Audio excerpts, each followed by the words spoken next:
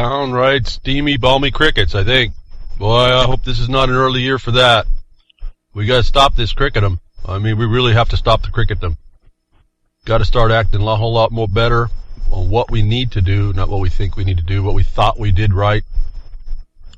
Because really, I'm starting to be able to look at certain things, trying to analyze what does make things work, really, not just the overview, but the little the nuts and bolts of it. It's amazing how much, I guess maybe I take for granted for myself, what has to happen. And I guess it's the teacher, when you start to have to explain something to somebody, that at least as I conceive, it's really simple to understand, and you realize that there's a lot going on underneath the skin of these actions that we take, that I guess I do take for granted a little bit. And as I'm working through this, I'm just trying to figure out, again, on the broadcast, trying to advance certain things to do, how to go about it, not having too much feedback, although thank you for all the feedback in helping and bringing some subject matter, and keeping me abreast of things that I don't have the time in the area and really the energy after some while. You just keep looking all over the place for everything. But keeping me abreast of certain things you hear me talk about, I appreciate all that feedback. But nothing in particular on any particular thing, which is really where I work the best. If you have a particular problem, I tend, again, within my subject matter experience, which happens to be quite broad because of the subject matter that it was, with relating to the soil disposal, and you hear me talk about the mining law, which is really a very, very good and summary way to understand property and property rights and relationships and governments and all kinds of neat stuff. International law, and I only know that because, again, one of the things I did was that I came from reading my whole focus. I was directed after my violation to me 30 or so years ago. I was directed to a university law library. Somehow I just found myself there. I don't know, just looking at trying to solve my problem at the time. And I happened to walk myself in and didn't know where I was going and find myself standing in front of the Benedict's on Admiralty. It's a big encyclopedia on Admiralty law. And that was really what I needed to see, actually. And I can't remember all I read in there, but I remember it's there, and that's one of the underlying foundations I bring. And I don't get all weirded out about a lot of this stuff, I guess. I just know that it's out there, like Admiralty law. I don't really, like I told you last week, I really don't care. That just means if you find yourself in a jurisdiction that's running Admiralty rules, you better start running the rules. You just better got to know them. Do I like that? Do I like being surprised like that or not understanding all this? No. But this is the world that we've been brought into, made by those that have been planning the future we want. Not us, them. The we is them. Remember, we saw now I can identify we as being the World Economics Board. We. It's the world we want. It's a big plunder farm. No matter how you look at it, your weaknesses are being exploited. And so, looking at all this, trying to put all this in a context so I can understand it. There's a lot going on underneath the skin. Talking to a friend of mine on an issue that's a very, very serious issue that's come up. Like we need another one, like we need a hole in our head. But here it is. It's really an opportunity to get at the problems that ail us and we are used and are exploited against us. In trying to explain a response, I realized there was a lot in trying to explain it within each paragraph, what each paragraph has to do and what each paragraph has to say and what the object of the paragraph is and what it's doing in the larger sense. I realize there's quite a bit to learn. Why I say you can't get enough of the black and white in your eyes. You got to see what this is about. And I know believe me, it can be mind numbing, but you got to forge through. I keep saying you got to. Folks, we're going to make a decision in this world and in this country and in where we live. We're going to make a decision. And that's either to stand against the tyranny that you feel or you don't. And when you don't, you succumb to whatever that is. And if you don't see a tyranny that's against you, you'll succumb to it. That's the serious problem I see. One of the things that we've been fighting is a tyranny nobody sees. They think they see it, but they don't really see it. And that's what I wanted to point out today, I guess, really quickly. It's the tyranny that you don't see that's actually what's running this whole thing. And it's just one of the tyrannies. So if you understand this multidimensional nature, you'll start to understand what I've been talking about as well. But for now, I'm going to have to leave the nuts and bolts to where they lay until I can find subject matter focus such as I did for the minors, the 3809 rules for the BLM. I'm able, because of repeated problems, see, I can pick that up. It's a definite problem with everybody. Everyone gets pretty much the same letter, except for some extenuating issues, which really can be dealt with on a case-by-case basis, like they tell us. But that response on that letter to that thing is pretty much uniform. I can respond to the rule very quickly, and I've done a couple of broadcasts on that. So that I can show you the nuts and bolts to. But that is not really, and I haven't had any feedback about this, because I've asked a couple times. I don't harp about it, but I've asked a couple times if you're interested in this mining law stuff, and particularly, hopefully, something particular to you, and as a listenership, you want to hear about it. Let's maybe I can move a dialogue into that dialogue in particular, or, and I don't have much more time to do this, but it may actually help, maybe, to do one-off broadcasts on subject matters. No, I'm not really looking forward to that, but if that's what it takes to get the information out that's usable, then I have to consider that. So I'm working in this. I'm trying to figure stuff out here about how to get the information to usable states. Like we were in the chat room last week, and up popped the Ammon Bundy thing, and was talking about the indictment. And I was able to have a dialogue with a few people and we were all amongst each other in the RLM chat late that about this indictment, and I was able to point out certain things, and it was interesting to watch people very interested in it to actually put a lot of work and time into working over and thinking about and researching quickly the kinds of things I was pointing out to see. And I think for amongst us, it was pretty well clear what I had told you last week, that the indictment has no elements that build toward perfecting the charge of impeding an officer. And then I said, more importantly, the court that was invoked is incompetent. And that was not an opinion. That's from that lawsuit I keep telling you about. If you go look at it on the internet, you'll see the docket, hopefully. Pay very close attention on the point of incompetence of the court. Pay very close attention to the quo warranto on the docket and the default on the docket, where the judge could not show his authority for his commission as an Article III judge, and did not show how the Article III court was invoked. And so there's a silence running in the record that you have to pay attention to. That silence is all important. It's the silence of valid lawful authority existing. And so, not to get off on that too much, but we'll get over to it. I have something I missed last week, but before I go there, thank you all very much for those that did donate to Grimner. If I got it right, again, I have to listen. I listen wee hours. I got things going on, and so I'm almost half listening a lot of times on lots of stuff going on. I think I do all right picking it up so far.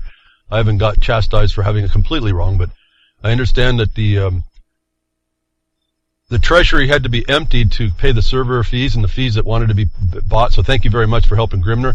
I would ask you if you could maybe continue to donate. Again, we don't do this too much, but continue to donate whatever you can to let's build the coffers back up again for him. Like I said, I'd like to see him I'd like to entice him to live a little longer, get him away from predicting his own demise like he did in 2015, and gladly he was not the prophet he was thinking he was going to be in 2014. See if we can induce him to be longer lived than he wants to see for himself. Donate to Grimner. Don't. It's not time to give up. It's still the time of the year. He's emptied the treasury in order to keep us on air at this point. So those of you that have donate, I appreciate it. Those that can and do and have some more, please go ahead. I don't see a problem with that. You know, you can't with a treasury of a couple $100. He can't be living that large anyway. And that's what it seems to be. It certainly is behind the woodshed that way. So we're just pressing along despite the odds, and you can help that. Help us press along as you can. That we just continue this ability to have the voice. We do it commercial free. If that's needing to be said, maybe that's missed. I don't know. I know a lot. I can't get on a lot of networks because I won't. Well, I found it's easier for me just to keep talking. You know, I get interrupted. In fact, anybody who listened to the Intel report interview I did, I got a lot of emails back saying that, boy, they sure know how to cut you off at the right time, and that's exactly the right. They don't do it on purpose. They're doing, and Stat Mill is doing it because he's got to pay the bills. He's got a big thing going, and he's got a lot more bills No, it's just on a different degree and scale than Grimner does. So, or WT, World Truth and Grammy Mary, or even Jules. Or even, anybody who's just running it because they just need to know they got to get the word out. They're doing that part.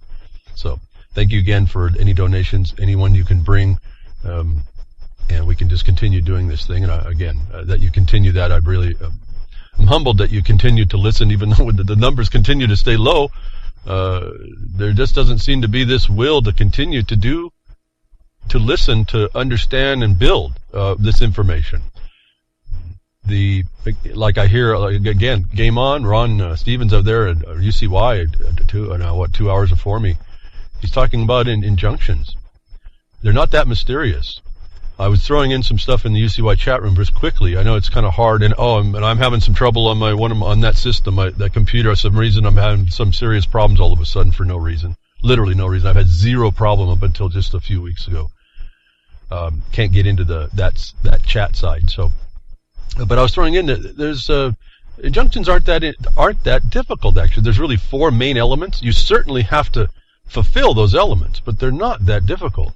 You don't have to get all lost in what these equity courts are. They're just extraordinary remedies. Essentially, someplace you had to go to the extraordinary remedy because there was no other remedy anywhere else.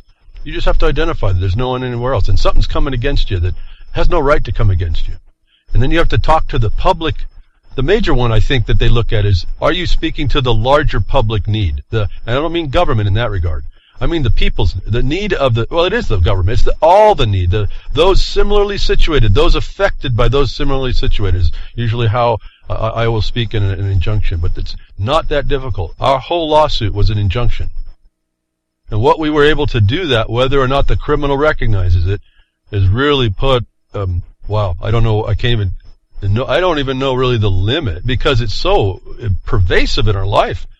I don't know the limit to that injunction, actually, and we're not a lot of people to be able to bring that to bear and enforce it. In fact, the discussion was made here at the Mining Association meeting, not the district meeting, but the Mining Association meeting, that maybe it's time to start a PR campaign. We need to find some people that can donate time to do that understand what we're talking about, that can bring it out bring our information out in a measured way to further expose the abject and complete corruption that's in the system people think is real, people think is lawful. It doesn't exist, folks. It just does not exist. It's in us, and that's the hard part. It's in us. I don't think people truly appreciate what that means. I'm really still coming to bear with it, and I think, without hopefully sounding too maybe even arrogant, I think we're on the bleeding edge of this. It's an understanding of the importance of when they told us to keep the republic. That was a big deal, and we have fallen so far short. And that's not just for the republic, because you want to keep your independence, you want to keep your way to be left alone. You have to keep it wherever you live. That's not really so easy, actually, when you understand what I'm saying. When you finally get, if you have, I'm certainly not insulting those of you that understand this, at least my awareness on how I interpret it to re-explain it. When you start seeing what Cain killing Abel means, you realize that there's going to be no utopia here. It's not possible. You will be blamed, even the innocent party will be blamed for things he wasn't responsible to do for the one that was having the responsibility to do it. That's a serious obligation and duty to have to defend against. So there's a bigger, deeper thing going. And anyway, appreciate having the opportunity to speak to you all about it, and I'm humbled by your continued listenership. And we are a rarefied group, I'll tell you, really. Getting back over to analyzing, and not analyzing, but analyzing which I always find fascinating, these words, but discussing this Ammon Bundy indictment and all this we talked about, I left out something very, very, very important, and I don't know why it didn't transfer. Somehow I overlooked a lack of moving the information up to be able to read and tell you about it. I want to get back to a couple things now still on that, and then move on.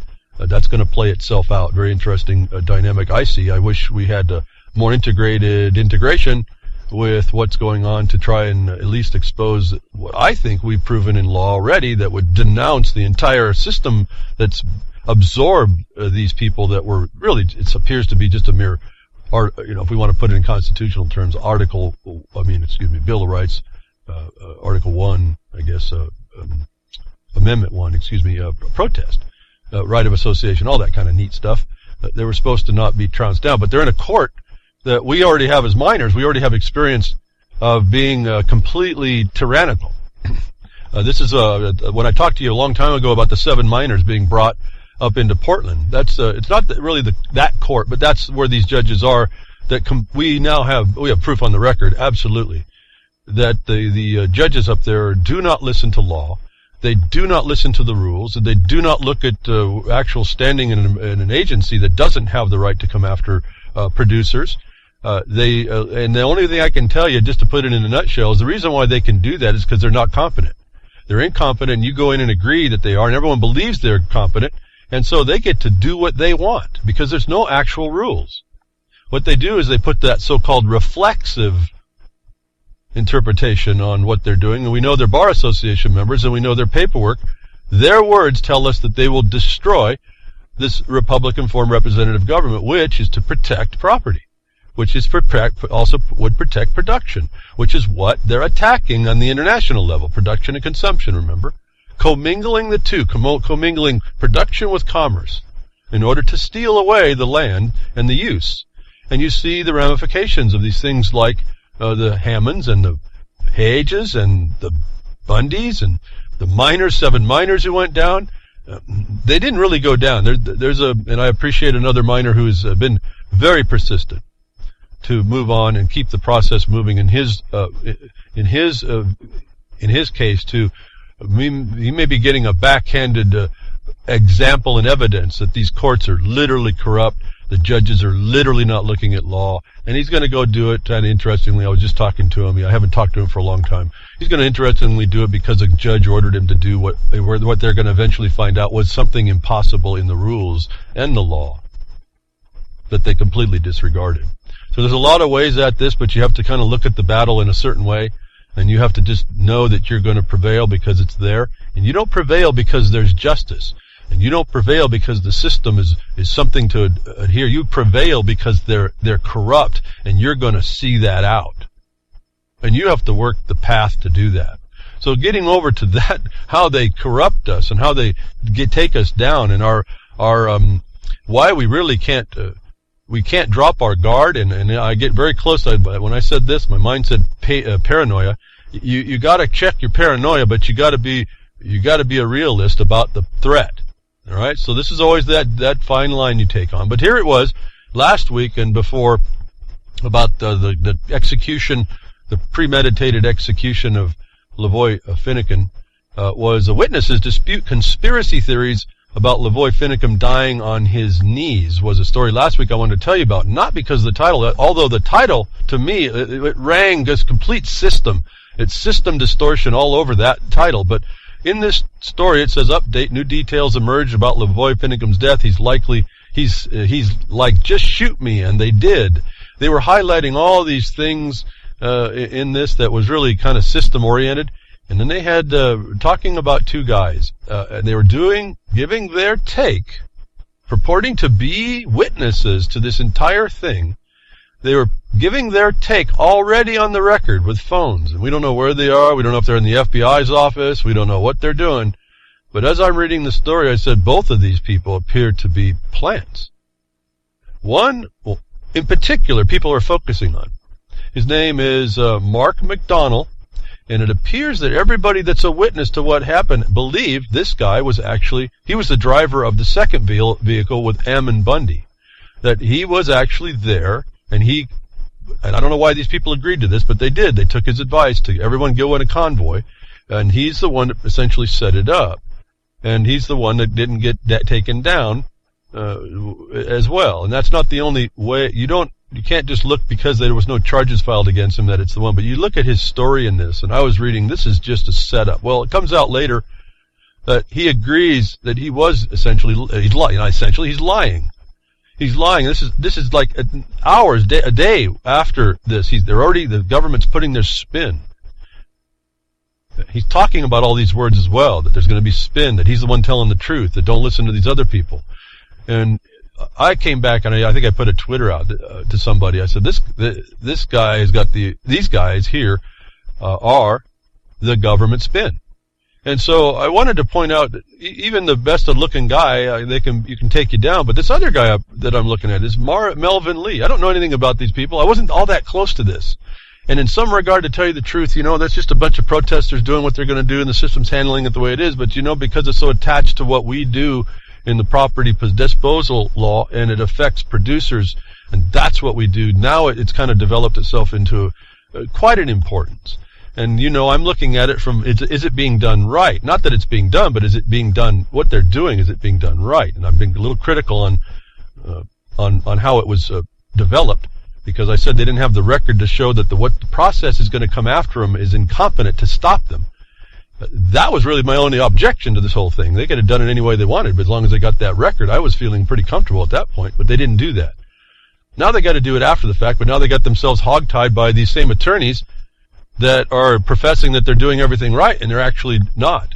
Again, there's always this caveat that they're going to, as they can, essentially they can get away with, they're going to do it right. And that requires, again, that you keep your own law. That this other guy, Melvin Lee, I found it fascinating. I almost find it still fascinating. And again, I don't get that close. I don't search these people down very much. I just look at the surface right now because we're focused on something else. That he was talking exactly the same lies as the guy they outed as this Mark McDonald as the witnesses are outing as a FBI agent, and no one's identified this guy. He's in the same story, comes out just hours after, a day or hours after, talking about the same lies. And so there might be a guy here that's kind of sneaking out. The point is that there's an infiltration going on, and that's part of the battlefield. You have to understand that. And so and that's also why I was offering a different path.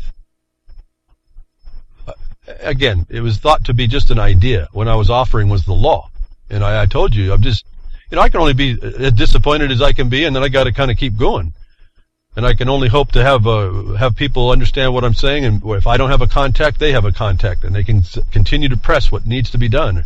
Not by what I say, not because it's my opinion, because there really is law out there that when you put the black and white up, you can expose them. Well, we found there's a corruption in the court, in the judges themselves, in the court system, and so you have to actually out that before you can get to your subject matter and the merits. And so that's the thing I'm talking to. That's not being done correctly. If those people think they're in an Article 1 court, an Article 3 court, excuse me, they're sadly and desperately incorrect. Not my opinion. This is the law. As I was directing one of the chatters to just go read 28 USC Section 88 to 131. I've already told you all this before, and you'll see it if you know what you're looking for. They've made it very sneaky.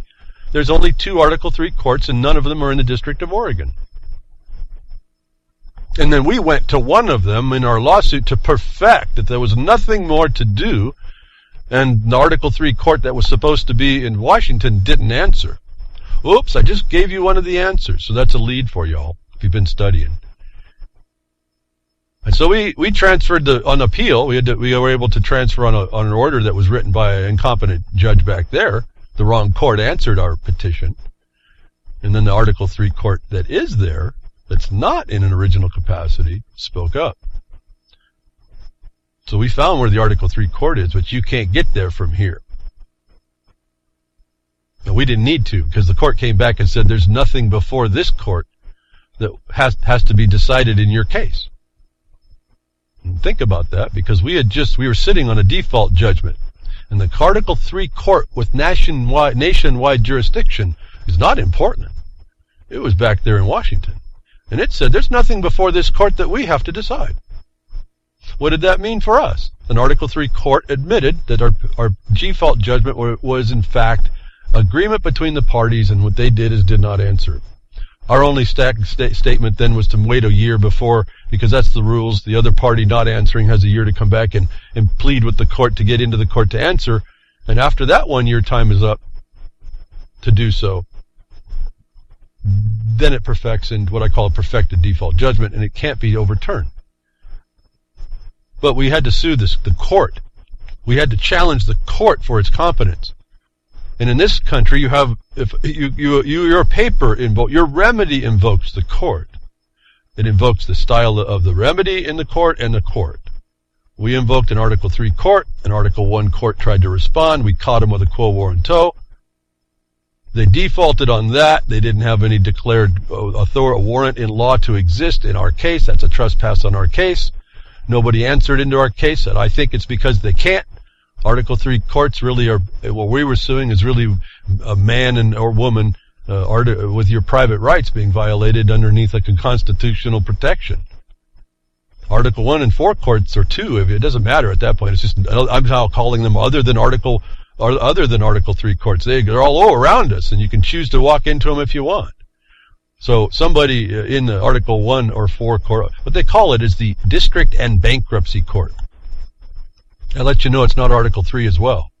So, we were offering some information early on that they thought was just ideas. I hope you can hear that I don't have just ideas to offer. I really don't have an opinion. I'm working on my studies and my research with other people, and we're advancing what we can to go against this stuff that everybody just assumes is correct, even Ammon Bundy. There's a lot going on that's under the skin of this. Everybody, I see the so-called alternative media and these people coming out to talk about what they think they know, and they're all that I can listen to right now. They're not just missing the point. I now believe as we find these two guys that say they were the witness to everything and found out they were lying, these people that come in to tell you they think they know about all these courts are hiding the real foundation of the corruption. Again, they'll focus you on one thing. While you focus on that, they run everything through the other thing they had planned. Let me give you, for instance, just came up and it just kind of drives me nuts a little bit. Sometimes I go off a little bit on this stuff. Was this little RFID thing? They keep showing you this little rice-size RFID. Oh, you got to go against RFID. It does this, it does that, it does the other thing. And we all, we know we're RFID, and then everyone's got a cell phone in their pocket, which is really the big power. It's the power transmitter, isn't it? You won't want to take a rice grain, but you'll in your hand, but you'll stick a phone in your ass. Arse. Excuse me for saying a 3-letter word on the broadcast that was a little bit crude. I'd rather say the 4-letter word that was more responsive. Anyway, so you put this big phone right next to you, and it's the thing that you're evading the little grain of rice, the demon rice grain, and you put the phone right near you. Or you don't understand what Real ID is. Real ID is all about that new construction of a card. It has nothing to do with the information on it. They want you to put a big antenna around you. If you unwrap that antenna that's built into that card, it makes quite a large loop that can be interrogated from quite a far distance and transmit power back and forth. Not just data, but power. So they're handing you readily go down and get a driver's license, a privilege to use your own roads. So they get you focused on one thing to avoid, and while they handed you you grab the other thing. Oh, we'll take that, but we won't take this. We're all focused on this is the danger. So this is how they do it. This is how they do it. They get you to believe you're doing something and you're not. They give you to believe that you're doing something that you think you're doing, but they hand you something else and you accept that without challenge and question. You think you're going and you're facing somebody off with your protests and your signs. And I'm not doubting that. I mean, you can do that. I've done that for quite a long time. We call it signboarding. We decided the plan was you put only a few words in nice big bold letters that people driving by can read. You don't put lots of little crayon marks. No, you make really short phrases. You put them on a nice big white board, a PVC pipe holding it up, nice rigid thing. And you go ahead and you give people the idea. And you do that for a long time. It's just one thing you do. It doesn't mean that anything's going to happen, but you can start to change sentiment. So we change the sentiment a little bit, but on the inside we're doing other things. We're doing things much more powerful than that. We're trying to get the people acknowledging what the problem is that's underneath the skin that they can't see. And so there's all these things to do. So with this Ammon thing in this Harney County, and we outed this Judge Grasty, Judge Nasty, completely tied into sustainability. Harney County Judge, Pacific Patriot Network clash outside courtroom. There they got their signs and they put their petition out and all this kind of stuff, and he sent it back. He got their petition to do what they were wanted to ask. They were asking him to resign, and he walked back out with that petition and said, no. There it was. Beginning and end. Over. And so, the story comes up I wanted to tell you about what I thought was much more important for them to do. They should have been digging into the thing we were offered to the Ammons Ammon and the Bundys in that situation, is to change their tack from constitutional argument to a failure to comply with the laws and the rules regarding land disposal. Put yourself on the footing of being on the right side of the fence instead of trying to burn the fence. And that whole group of people should have been all over this coordination, because there's a BLM management plans that show that this Grasty guy was involved and his brother was involved in allowing the county to be moved into a cooperating agency status, which defeated the county's power. And nobody notices that. This whole thing turns on the county commissioners being derelict to protect the actual interests of the county. I think that is a much more empowering message to pass, and proving it, than to just come up and ask him to resign because of some emotional thing you found out happening in the town. See, all that other stuff will take care of itself once you get the root. You actually go out with a hammer at the roots instead of hitting the branches. You show the corruption that happened, that their duty and obligation was contrary to their actions. And you let people know about them, and you show how. We can do that. That's all doable. Just look at the BLM plans. There is so much incestuous ideological agenda in these plans, and up until recently, the counties didn't understand, they still don't understand, actually, about this thing called coordination. Right in the documents you can read where they think cooperating agency status is a good thing. I think they know it's not, especially these guys like Grasty, because they're in on it. But the good people don't understand it, and it's very simple to identify. It's right in there. I could see fraudulent statements by Grasty right in the plan. I've talked about all of this before, and again, JeffersonMiningDistrict.com, go down on the left-hand side of the web page, find the MMAC problem, the MMAC rejection order, and we talk about that here months and months and months ago in trying to shut down an internal insurrection against the miners that they don't want to take responsibility for. Jefferson Mining District is the only one standing up against that at this time as well. And we as a group, as an assembly, are getting pretty vilified a bit and ostracized, if you will. So this is the cross you bear, but that's fine. You know, I hope for better for people, and I hope that they are better, more respectful to themselves. But we tend not to be for ourselves. And yet I see clear answers to all this, that instead of going out there with a petition, the people should have did the example of where the officers, the commissioners, have failed their obligations and duty to the county. They were not actually, as I've been looking at it, and I have had a couple of other commissioners who have looked at this and understand this and agree, so it's not just my opinion again, it's right in the law, how this works, that when they take on cooperating agency status, as this Grasty allowed to happen, and tried to promote that it was a good thing, they violated their obligation and duty to the rest of the people in the county. That's not an opinion, and that's actionable. The sheriff could be addressed the same way. He is a county official that has an independent right of coordination. If he fails, he can be had. There's this thing in the Oregon Constitution. This is a constitutional crime now, because it's in the Oregon Constitution for those people. If you do certain things in the sheriff's office, you can be held for the crimes. You have to then look at how to conform his actions into those things. So we see the check and balance if any of us would just step up and do it. I say any of us.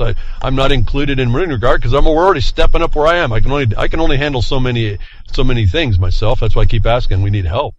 But it's right here, folks. To me, this is not even I don't have a sense of an emotion zero. I just realize I'm looking at a bunch of people in a picture, looking at one guy, just rejecting their resignation, and they did really nothing to support the fact that how he's been violating his own oath of office.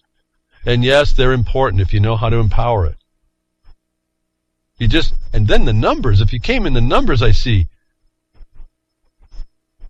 the system can't stand against this. And it's the reason why it is standing is because you're not doing this. So crickets here, folks. I'm showing you, explaining very clearly how it's being done wrong and how you can do it right. Is it a silver bullet? Never. There's nothing, no silver bullet against any criminal.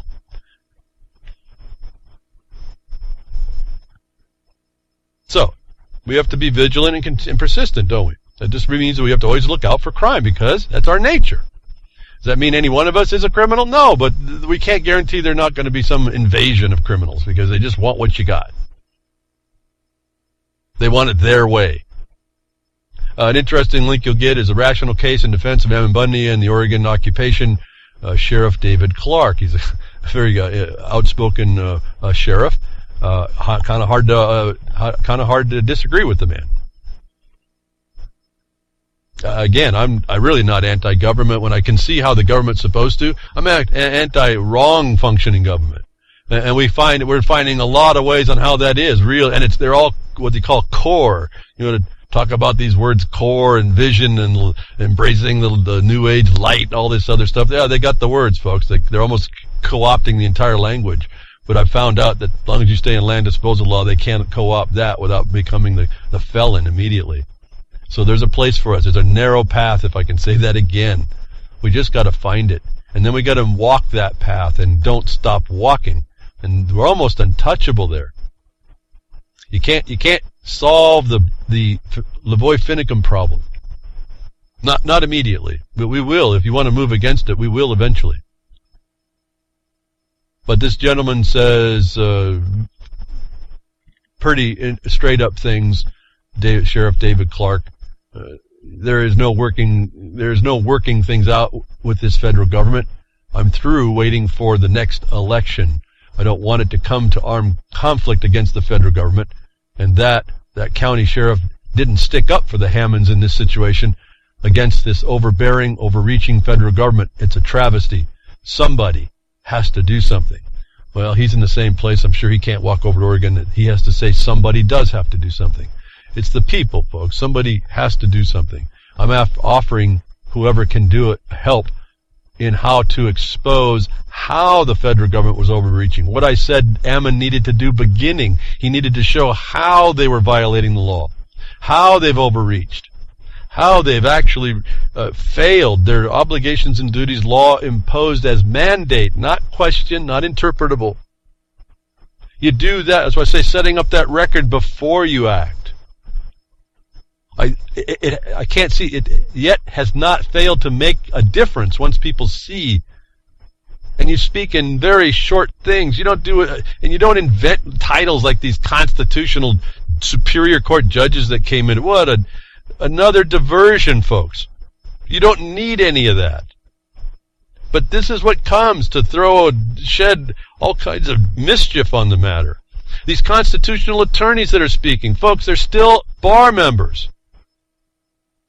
They will tell you enough to get you in, and then they'll club you to death like a little baby seal about what you didn't know about it. All these constitutional attorneys talking. There's one insight I have in this land disposal that outs every one of them, that falls short on every one of them, that says that Article 1, Section 8, Clause 17 is the power of the government, the state government. It's not. It's not. And that outs every one of these people. I told you, I talked with Ken Ivory, same guy, same type of thing. He says, we lawyers don't know about this land disposal law. Folks, you couldn't understand how, maybe you can kind of guess, how shocked and overjoyed that he admitted that. It's not funny. I mean, it's not something, there's no joy in this. You're looking at a corrupt, organized criminal syndicate admitting they don't know about the fundamental law of the land, and they're willing to come and steal it from you by lying to you. And you, not to judge you, because I was there too, at least on that for sure for a long time, you don't know the difference, and you're not smart enough to figure it out. You might be intelligent enough, but you failed to engage that part of you. You let smart come in and overwhelm your life like those iPhones. Somebody has to do something about that. Yeah, you're right, it is. And I can show you how to show. Anybody can do this, folks. It's not that difficult. You just got to get kind of oriented to what you need to do. How it's overbearing, overreaching. It's criminal, folks. He says over and overreaching. Those are nice words. It's criminal what they're doing. We've got it laid out. This whole process that cooperating agency status is a felony against the people of the county. The process of consensus is a felony. At least one. There's two actually that happens. I told you this over and over. I don't know how many, maybe people don't appreciate how easy this is to attach, and maybe how this broken record, it keeps hitting that same spot because it's there, folks. That rift, that glitch in the matrix is there to expose and tear down whatever is ailing us. Well, in this regard, not whatever. I don't know about whatever. That's a big word. But this idea that these people infiltrating the system, we all kind of understand that. We kind of know it's going to happen. I actually believe that the Pete Santilli video, there's a video of Pete Santilli of them at the refuge showing him apparently, and most all the people there identifying with Pete Santilli, a picture on his laptop of a FBI agent that he's looking at with a sign in their hand supporting. He was kind of infiltrated in there. He had like 5 or 6 people with him. He identifies this guy as being an FBI agent. Everybody apparently believes that's the guy on the picture. I don't know. I'm looking at a monitor. Everybody believes this is an FBI agent. So they had a group of people infiltrated already into the refuge. Now all these guys are charged with impeding an officer. There's evidence that they didn't impede that officer. What they asked him, what Pete Santilli asked this guy is, if you're an FBI agent, then all I want you to do is take this constitutional pamphlet, this book of Constitution, this little bitty book, pocket book. That's all. That's evidence that there was no intention to impede that officer there. And so we have evidence, if the lawyers really wanted to bring it forward, if they didn't want to there's an underlying fraud going on to this, they're trying to hide that by moving this other stuff. There's a way to shut all this down, I believe, very quickly. I really wish there was someone that knew how to write a good, not a hyperbolic one, but a good habeas corpus right now. The first thing you would do is challenge the competency of that jurisdiction, that they didn't have a right to do what they're doing. But I'm not going to write it out I'm not going to do the facts. I mean, I've been talking about it. There's one that would bring it right out. That would start to get the ball rolling and exposing what needs to happen. It's said that anybody can file one on behalf of anyone else believed to be restrained of liberty unlawfully.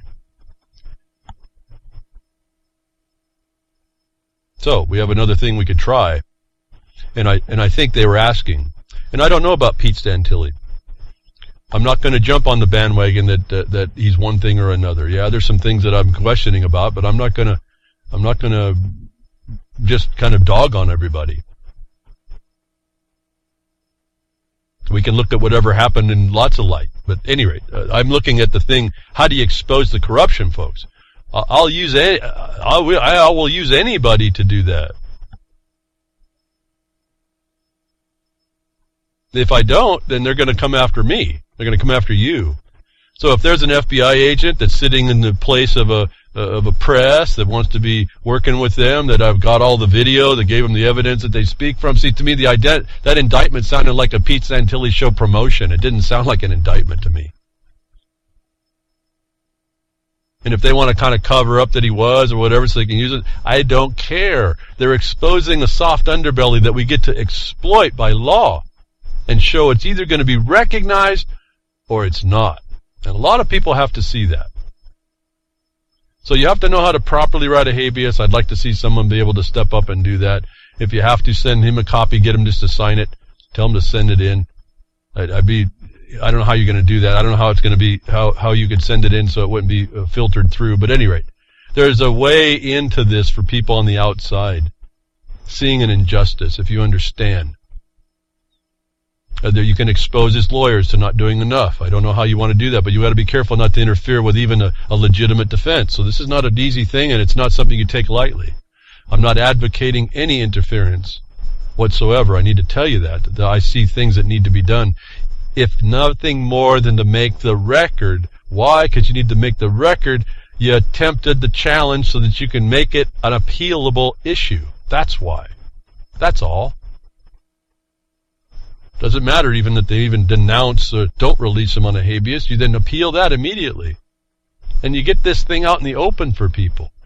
And I can only imagine, and people saying, what do you mean that's not a court of competent? They don't understand what they're saying, but they say, what do you mean it's not competent? It's not lawful. Say it the other way. It's not lawful. They're making it up. Here's how. The discussion is not that long. The default on the quo warranto was only a few pages. I can't remember now what it was. I don't remember all that what that paperwork was, but I remember I didn't have to write dozens and dozens and dozens of paper to explain this. Not only is it in the statute the limit of that jurisdiction and the inability to extend out beyond a fictional territory, but the court cases absolutely lay it out pretty clearly. And to give you all, as I give to the chat in the chat room, you're looking at researching a court called a legislative court, or a different name for the same thing, a territorial court. And I need to caution you to be careful not to believe that territory in this regard means land or soil. It's probably more relationships by contracts and adhesions, if you want to call them adhesion contracts, or you're applying certain things, or they're presuming a status on you that you didn't refute. It's the illusion. It's the layer above. It's the layer above you of the land. If you look very carefully, the statutes talk about the jurisdiction be above the land and the soil. Think about that.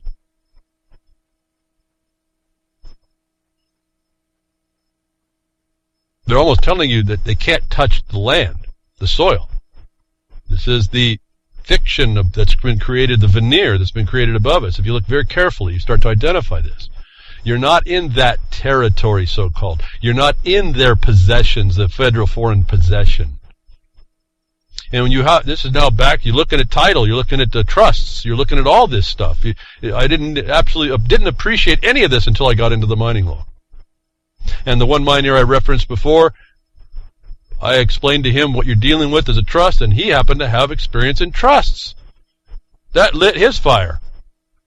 Who'd have thunk it? But there it was. So I don't know where this information can work. It's amazing what we might have as our skill set that actually works. And so here's the idea that you'll be infiltrated. If you thought about it, or we just think about it, or maybe it wasn't FBI, and it can't be possible. They wouldn't dare come down and get themselves inside. Well, no. Leak reveals Denver police use undercover shadow teams to target protest leaders. Again, I don't really feel any compulsion to read the story. That essentially tells us all, but within the story, it delineates all these things. One thing I'll just point out, the term that they gave this. Like I thought, it wouldn't surprise, I said in the association meeting, it wouldn't surprise me to find out that the operation they used to assassinate, to execute Lavoy Finicum was called Jackrabbit Run. The way they laid that out. Well, they have a name for this group called Unicorn Riot. I thought that was just funnier than heck. Unicorn Riot. I'll just let that to your mind. I really wish I was a better comedian. My mind is just kind of cracking up here. So, they do it, folks. They set it up, they plan, they know to do this. We would know they should know to do this, but they do it. Now it's out. You know that you're going to be infiltrated. In fact, beyond the don't get into the you have to understand there's a reality. Within the Jefferson Mining District, we have to be, this is a serious, I guess I'll get into some serious stuff, but I won't go talk too much about it. But you realize what the security of a nation is, a government is, when you realize you can be subverted from the inside. And it doesn't take much to do it.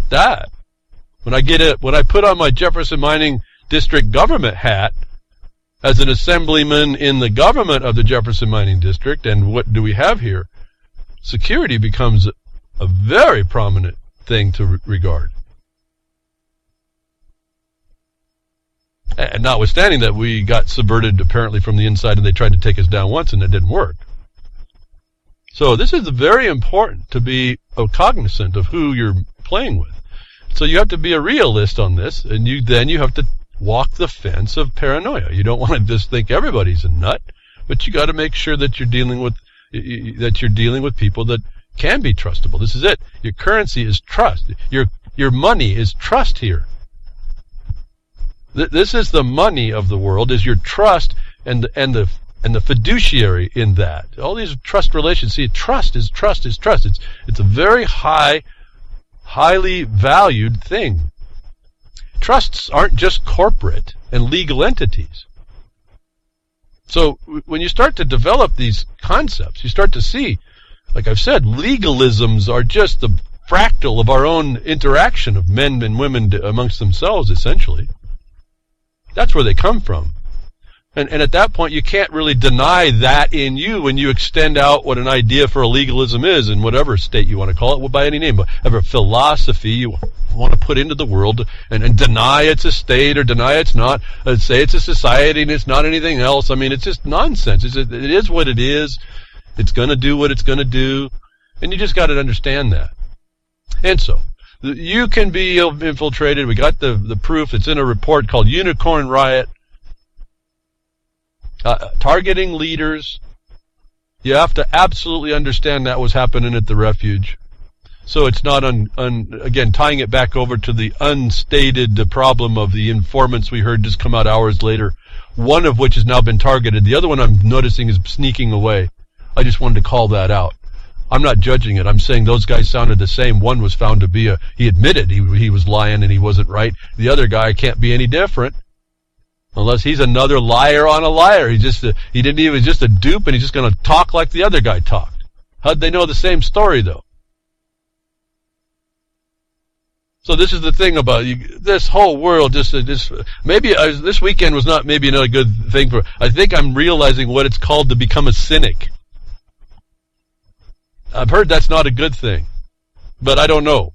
This weekend was just not. I just noticed I wasn't really putting up with a whole lot of nonsense. I hear all these people talking, and I go, there's something in me now coming. It's just not gelling so well with me. Lots and lots of things. For instance, I think the guy's named Lou Rockwell. You know, I listened to, it sounds good when they talk about that. I started listening to what he was saying. I was directed to go look. Why? Because we were talking about that grain of rice, RFID, and the cell phone being the actual problem. He actually mentioned in the video, a friend of mine sent me that, so he wanted to show me that. Well, before we got there, I hear all this blah, blah, blah, blah, blah stuff, completely unsupported, completely incongruent with statements. Either I am not hearing what he's talking about, or these guys are just talking nonsense. People that I kind of give a little credit to. I don't look at all the too much. I read this stuff. Okay, that sounds good. The generality sounds good. But actually listening to some of this stuff, I go, what the heck? It's everywhere, this stuff.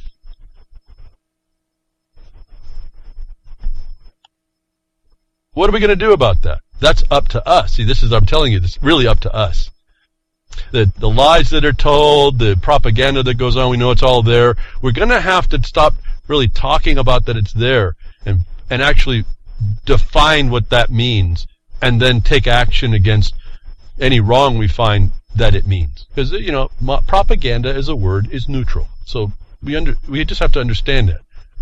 And that's why again, you start talking, I start noticing in the chat room, for me it's very difficult to communicate in the chat room sometime.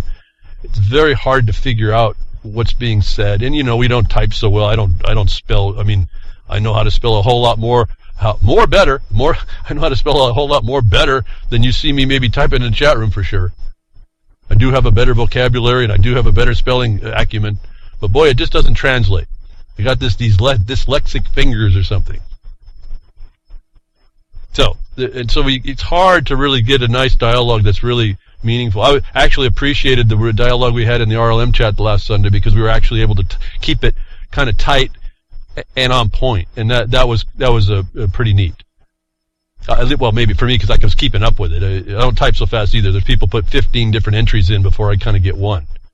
But so we were able to kind of move. I was able to move a conversation along that I thought was important for people to understand. Like I tell you, understand this indictment. Understand how to read it.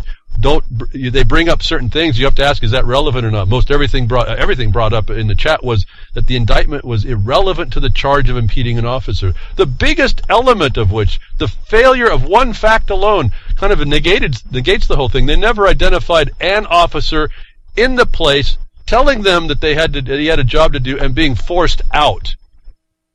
You won't find that in the indictment.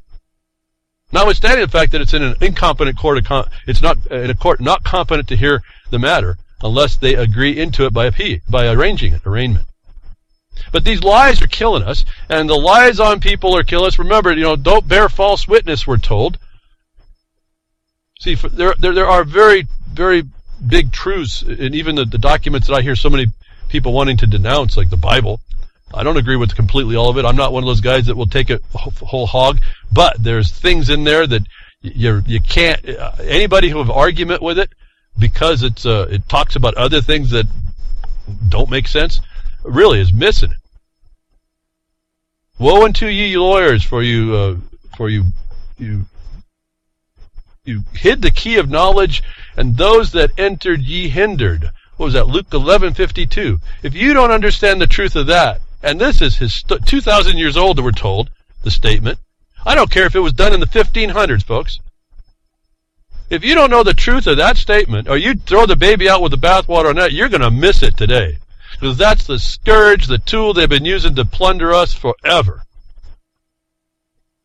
They hid the key of knowledge. Those that entered in, which means those that found the key when they got in, you hindered, is your court system. That anybody expects justice, that expects that they're going to do other than beat you down or just take advantage of you, violate you, abuse you, has another thing coming. If you think there's an actual Article 3 court, you got another 3 coming. Understand what I said when I told you in our lawsuit, I took out the court's ability to be there.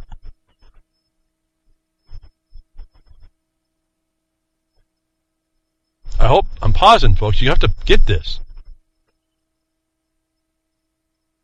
There was no actual court that could answer to respond to because of the systems, the way it's constructed. You use that against them.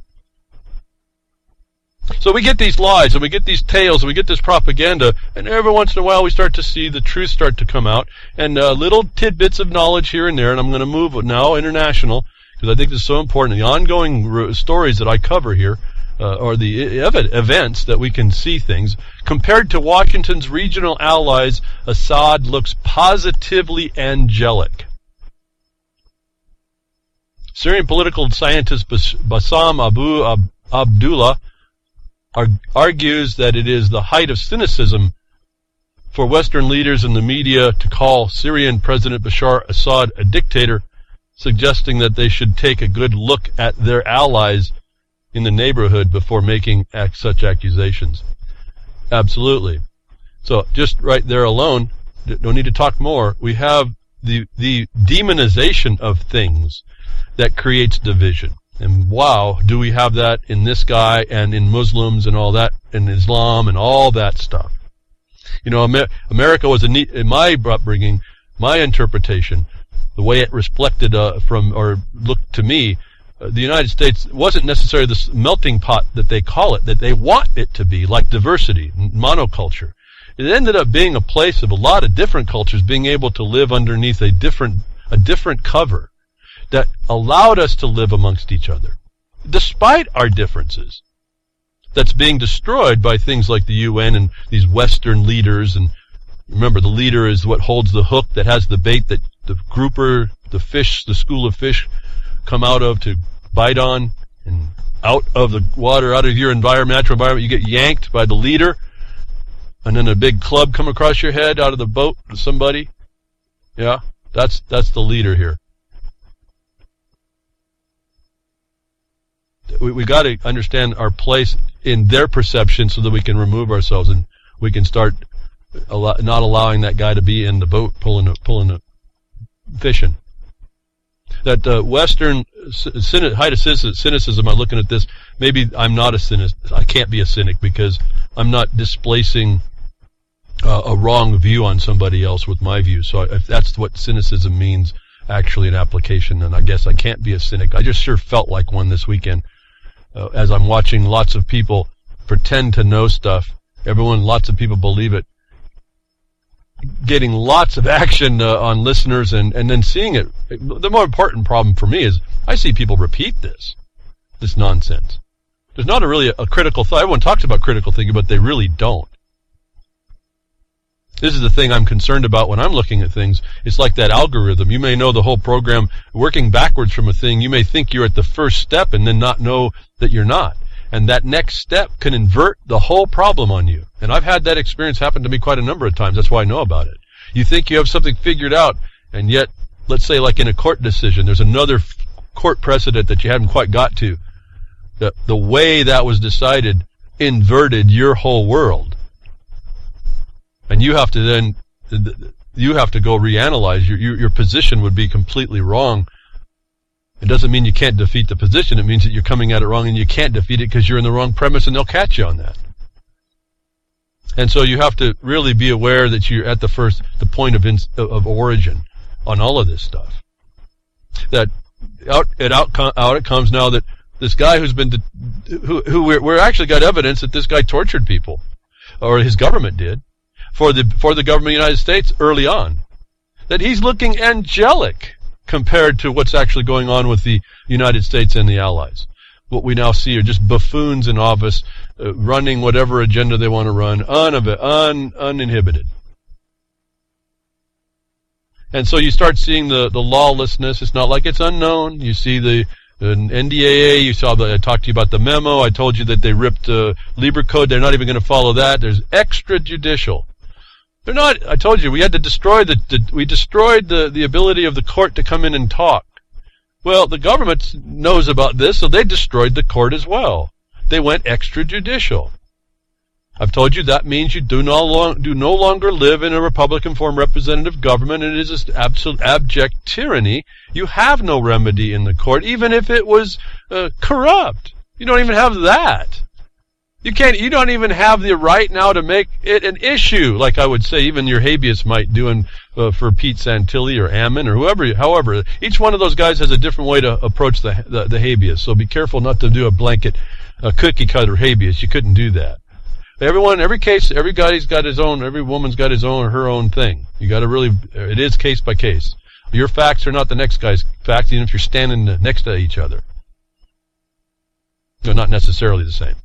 But you see the flouting of the rules, and sure enough, here comes the rule. I don't know if you've heard about it, and I'm dubious about this guy, as I am Snowden as well. Yeah, they've done some stuff, but remember, they feed you, they terrify you with the RFID while you readily accept an RFID on steroids and smart as well in your iPhones or whatever, your laptops. All this smart stuff is all tied to the technocrats. Going to bean count the New World Order production consumption balance. That Assange petitioned to have a UN body review his condition, and apparently Sweden and the UK answered into this, something that those two nations have agreed to do. They actually participated, and when the answer came back from this board that Assange is being wronged, they said they're not going to do anything. They're not going to agree with it. Setting up a really big issue. Potentially, I guess, if they want to work it. I assume that they'll be working on this. That we see lawlessness internationally now.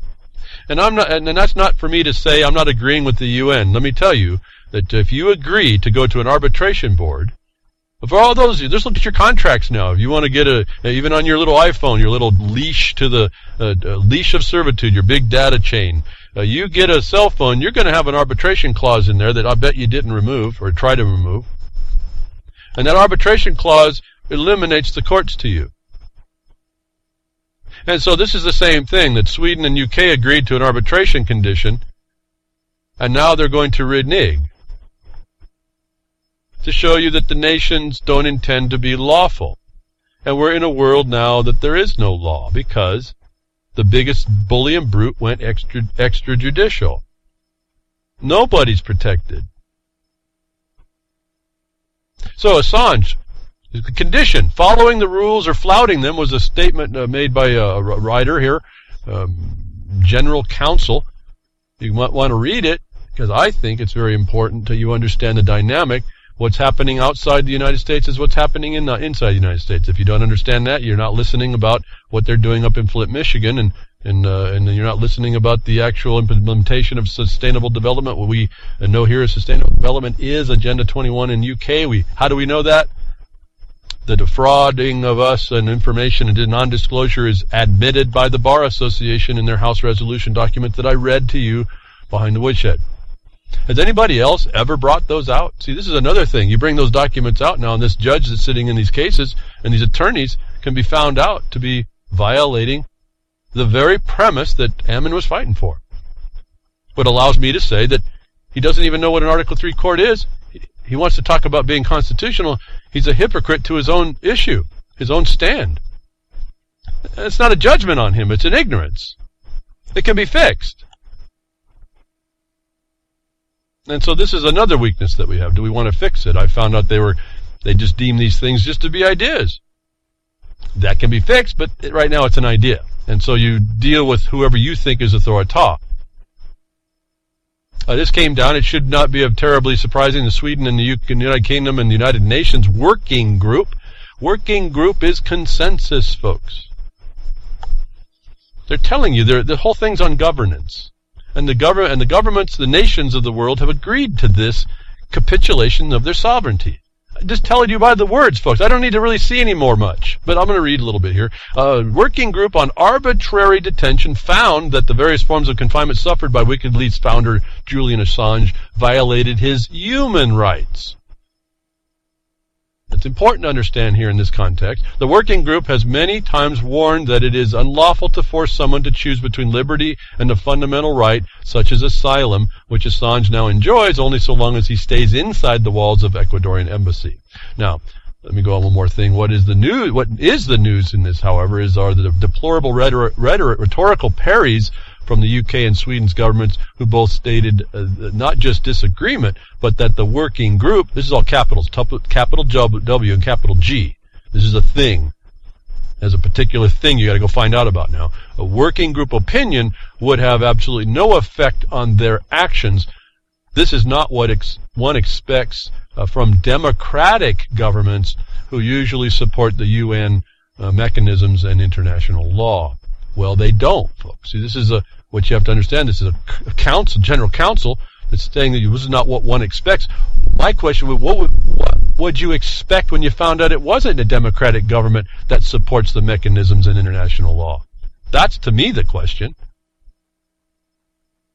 But this Working Group is a consensus-based condition that the government's agreed to that they're now going to throw off. Now, are they right to throw it off? Well, I don't know, but under human rights, that's not even sufficient. Remember, this is telling you that the political governance agrees that he is there wrongly and suffers wrongly and arbitrarily. But that same guidance is adjustable by them. That's what human rights is. It's subject to the needs of the state. And if anybody hasn't read that, you have to go down about 2/3 and 3/4 of the way through the Human Rights Declaration to find it. I'm pausing again. I want you to think about it. No, I don't think people appreciate this.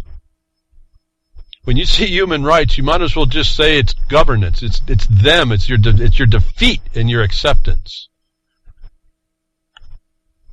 The standard isn't even good, but you'll agree to it, and it sounds great. But and maybe the guy is being held wrong. And I'll tell you, he's innocent until proven guilty.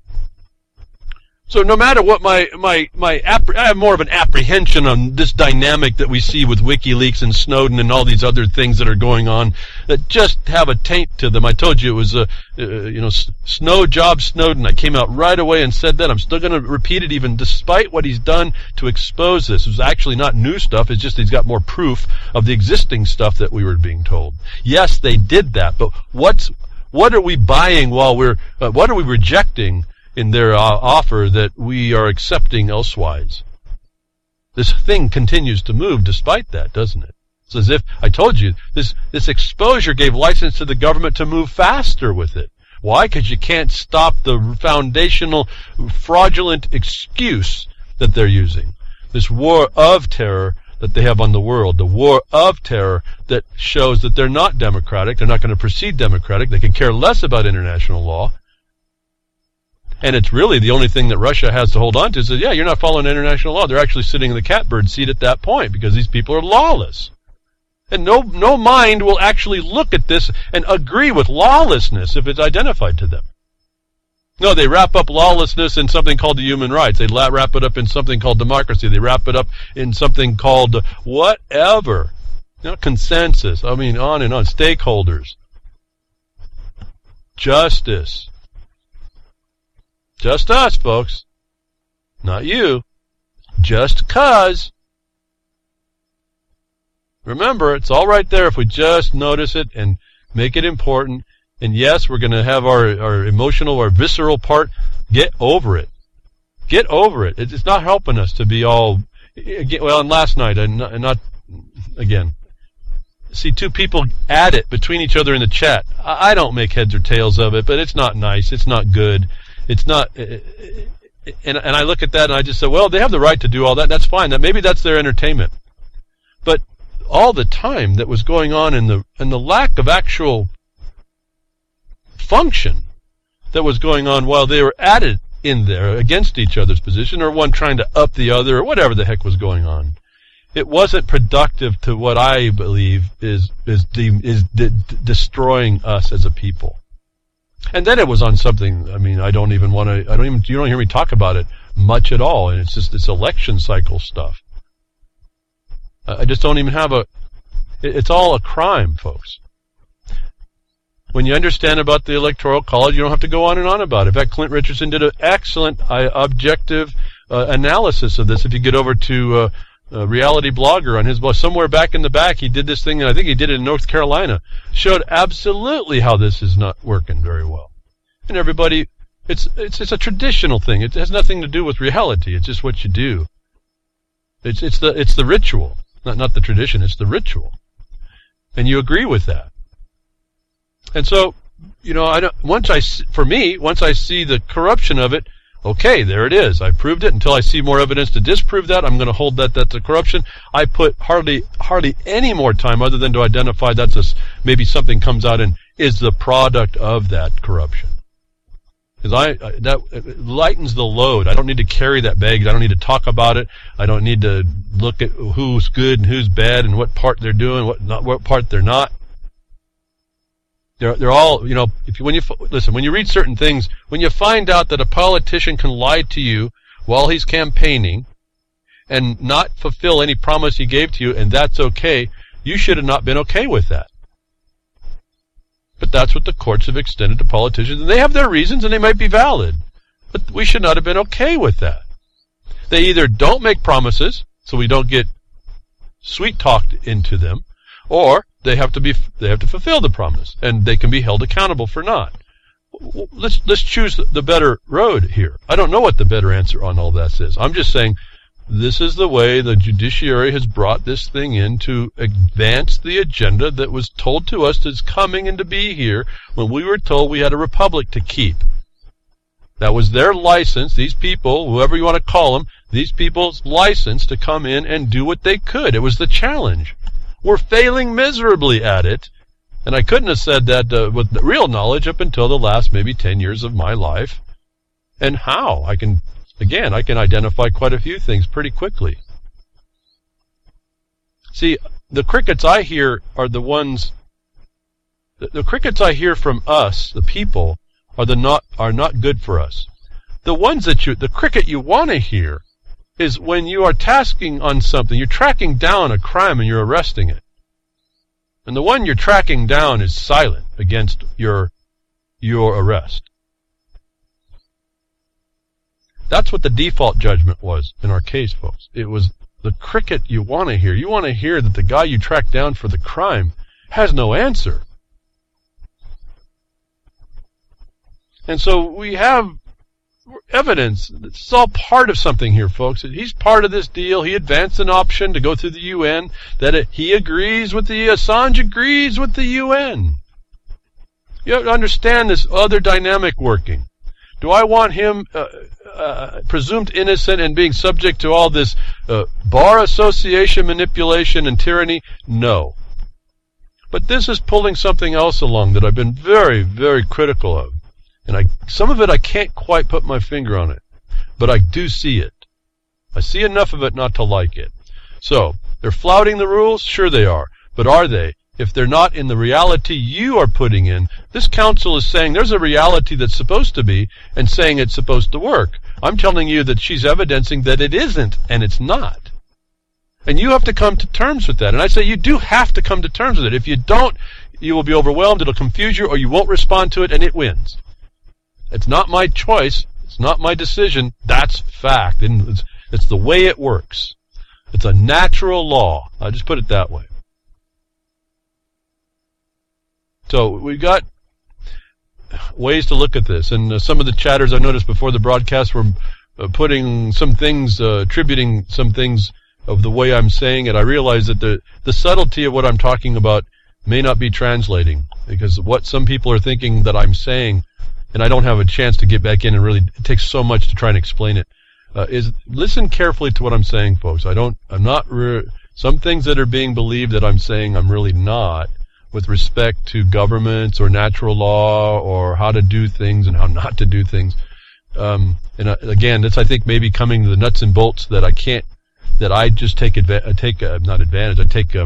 granted, that I take for granted, are not translating. So again, I'm looking at this. I've been looking very long and hard on communication to you, to try and let you understand, because there's nothing, I do not want to be the guy, I've been real cautious about this, why you don't hear me getting too technical on some things, to make you think you have an answer, because that's like me handing someone, like a child, a gun, and that's not going to do well for someone. And so this is very serious stuff. This is our existence, this is our way of life, this is how we go along. This is our respect for ourselves. This is how we communicate and work with each other. This is not something I take very lightly, and I don't embrace the New Age light. So I don't take the light in that regard. And that's what they want to choke you down with, because here's the destruction. You see another evidence of destruction. Assange embraces the UN. If you agree with that, agree with him. I don't. I don't agree that they didn't listen to their own arbitration either, because those nations agreed to that. I don't agree with that. This is a bunch of problems developing here that kind of comes underneath the skin of injustice, then we're missing the real injustice. And I'm always amazed at how much of this baggage is all over this stuff, and they get us to move to the next point. They tell us the concentrated evil is this little grain of rice ID, and then they hand us a cell phone which we accept. And we say, I'm not going to get that in my hand, and we take on this RFID on steroids. This is how it's done. But here it's coming. Right after that comes immediately a report. UK wants authority to serve warrants in the United States. If you didn't think the plan is to break down the nations, here it is. British and U.S. officials have been negotiating a plan that could allow British authorities to directly serve wiretap orders on the United States communication companies in criminal and national security inquiries, United States officials confirmed Thursday. The talks are aimed at allowing British authorities to access to a range of data from the interceptions of live communications to archived emails involving British subjects, according to officials who are not authorized to comment publicly. The negotiations were first reported Thursday by the Washington Post. And you just heard a report behind the Woodshed weeks and weeks ago that Britain had made a ruling, the EU had made a ruling that the British laws would prohibit a lot of this from happening. In fact, apparently it doesn't. You're watching the United States players work with the UK players to diminish protection, due process. There is no law, folks. There's no restriction. Now, this is a big thing. This is a big machine to try to stop. I understand that. I want you to be aware. The writing is on the wall here against the protections. The NDAA told us, and now it's going to go international as well. Remember, I told you what works. This is just like energy. It's just like current electronics, just like Silent weapons for quiet wars. Energy that goes out will have a induced response. An electron passing through a spot inside an atom will leave what they call a hole when it's not there. You can actually use the absence of the electron, the hole, which travels backwards in the circuit, to actually do things. Whatever goes out can come back. I've been telling you this is the mirror, if you will. I can do it a different way. This is the mirror. What you see over there, I said, is going to happen here, folks, the United States. Whatever happens in the Middle East, in the atrocities that are going on, happens here. But it's a distortion that happens here. It's still destruction. It's still, well, I'll just say destruction. There's not much more to say. It's just destruction. You're just going to see it as an aberration, different. It happens as physically. It just looks a little different, but it's still destruction.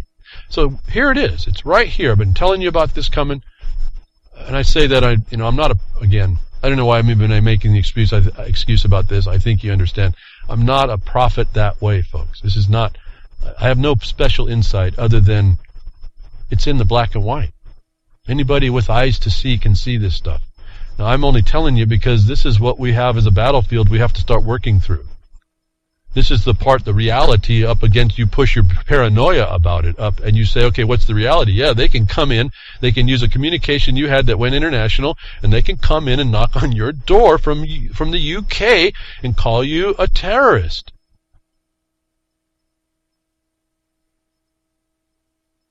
And then, the next news I find, there is a secret black site, in quotes, in New York now, where terrorism suspects are tortured for years at a time.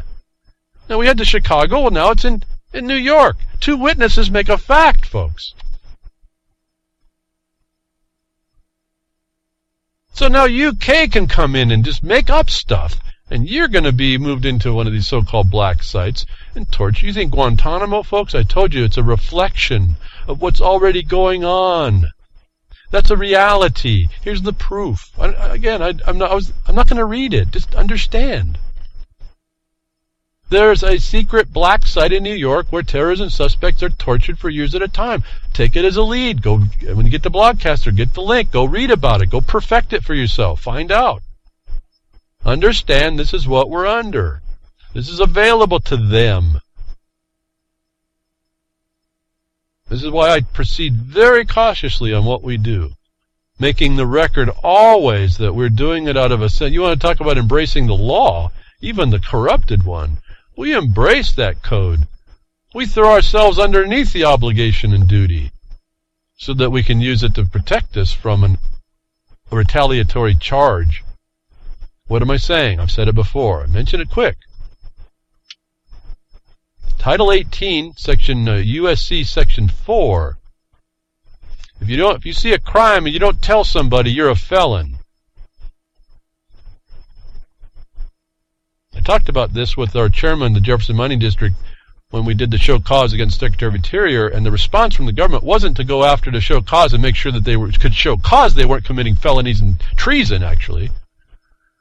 No, it was to send out their organized criminal Guido to try to threaten and break the knees of our chairman, tampering with a federal witness, actually, in this regard, and victims to the crime. That was their answer. And they wanted to say that they didn't care about all the rest of us that were looking out, that he did it on our behalf. They may be now, who knows, we may all find ourselves on the terror watch list now, flight risk. Well, flight risk to where? Any rate. No, they come back to try and intimidate and harass us and said, hey, you're intimidating the government. And he pulled out the 18 U.S.C. 4. No, I'm not. I'm obligated to tell you. And guess what? 18 U.S.C. 3 says if you don't go somewhere with this and do something about it, you're the felon accessory after the fact. Folks, I've told you you have to have a word in your mouth. That's part of it. Is that a silver bullet shield? Absolutely not. But it's a lot more better than standing there stuttering. It's a lot more better than thinking that you have intimidated the government because some guy in a black suit and black glasses are telling you something because they're looking like the men in black. haul you off to some alien spaceport, and you find out it's really a black site. Why racism popped in my mind about that, and a racist statement, I don't know, but maybe you might want to look into that too. Why is that a black site? Problem is, it's happening on the mainland. It has been. And the people are finding out. And that's the power of the internet and the power of this thing, the Internet of Things. It's the double-edged sword. I guess that's what I'm speaking to as I say that. You got to push yourself right up to the point of paranoia, keeping in the reality. It's the double-edged sword. You got to maintain the realistic reality and not let yourself go over to the other side of that. So these frauds and deceptions are us. There's no law. The government officials are agreeing to it. They're going to give powers and things to people in other nations to do things underneath a fraud on the war of terror. I hear crickets. I hear no outcry. Well, maybe you're hearing it for the first time. Maybe you feel that maybe you can step in there and become an outcry. Do so with protection. It's international interference now with our nation. It's international interference, more importantly, with our way of life. Remember, I thought there was a separation from the crown and the United States, but there wasn't, was there? I told you about that. I've explained all of this.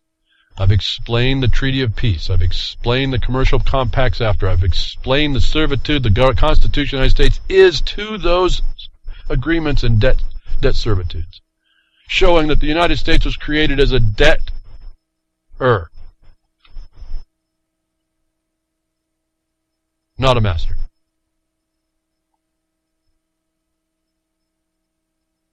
People seem to let that skim by. You got an imposition upon all this. It keeps coming. It's now underneath this governance model that everybody embraces. That when they embrace Assange, they embrace this UN treatment. On a private level between the nations, I think that the governments are wrong because they agreed to the arbitration. On an international law principle, it's all wrong. And where do we talk about the encroachment coming into the United States again last week, that we see now coming into the United States from the UK, that the government of the United States has been working with British officials to come in under terrorism wiretapping. But last week with the Flint, Michigan issue, and I told you, this smells and looks and reads just like it's got an international imposition. The next week I told you it was, here it is, the proof it's regionalism. And I also told you the first week, I said I wouldn't be surprised to find a private right to water that was being developed around all this and the privatization of that water. So they poison your water as a city dweller, and then you go begging for the good water that you used to have, which actually came from Detroit. It's surprisingly, you see a government that can actually do it well, and they could do it for half price when push came to shove, which is a different type and style of crime, isn't it? But after we find it now, it's coming after bottling Michigan's clean water. Nestle's comes under fire for ties with the Snyder administration. Public-private partnerships moving the UN agenda right into the United States. The Detroitification of America. I predicted this. Everyone could say it, could see it happening. The demise of this nation through the 2008 problem that was fabricated and created to destroy us. Nobody goes to jail. Why? Because it's the plan. A couple scapegoats got hit probably because they didn't grease enough palms or other things quite right. So here it is, though. Next week, Nestle's, which bottles 200 gallons of Michigan water per minute, 200 gallons of Michigan water per minute, has ties to Snyder administration, has become a target for activists who don't want the corporation to profit from Flint water crisis. So it's all there, folks. I mean, I just don't know what to say. It's writing's on the wall. Weeks ago, you could see there's something not right. Like I've been telling you, I think I see enough here to put my finger on. I think I just said it. This thing with Snowden and Assange and Greenwald and whoever that guy, the billionaire from whoever it was that made that new intercept, all that stuff. It ends up embracing the UN. Fascinating how they do that to us. And they tell you stuff. They get you to agree with it, and then they drop this kind of stuff on you, and you're helpless to this. You just don't get it. I'm not judging that. I'm just saying we just don't get it. Right here, privatization. It was what I talked about when they said regionalism. They said they want to privatize it. Here it is. You see, the players are there already. The players are there. It's been going on. I guess that's the other thing. It's been going on. And I know if you had people that knew about this, they'd be looking for it. It's not like it's hard to find. It's there. It's in the notices. It's in the notices that they have to give people. And we have to respond to all of that. And there's enough of us to do. I guess that's my other thing. There's a lot of us. If we would just come to terms with that. This is not really that hard a thing to defeat. As I was responding in the chat with Ron Stevens and Game On, the equitable remedy of injunction. It's an extraordinary remedy. You have to plead why you had to go there, why you needed extraordinary help by the court. If the government's coming against somebody, and you don't have a remedy against that, that's what that tool is for.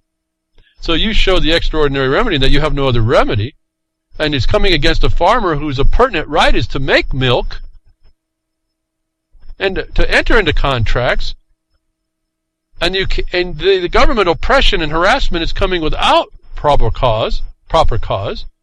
That's something an equity court would step in to stop. You are speaking to the conscience of the judge, actually, at that point. Because equity is the conscience of the court, which is the judge. So you have to plead your case in persuasion. But what you do is you bring the property rights. You can stop the government from encroaching. Now, you're up against the corruption.